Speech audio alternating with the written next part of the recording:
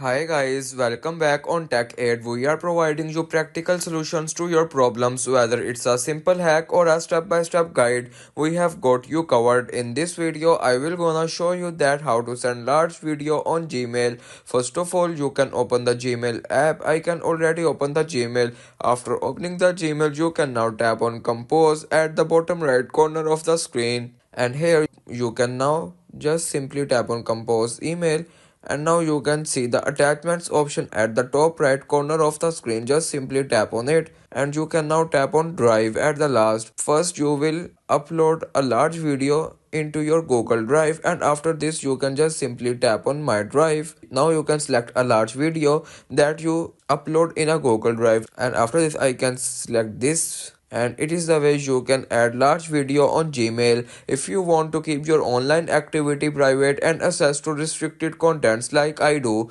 trying using a VPN. It's secure, easy to use, and makes our browsing safer. The link to buy is in the description below. If this tutorial helped, don't forget to like the video and subscribe for more practical solutions. Got questions or need extra help, drop a comment below and we will be happy to assist. See you in the next one. Thanks for watching.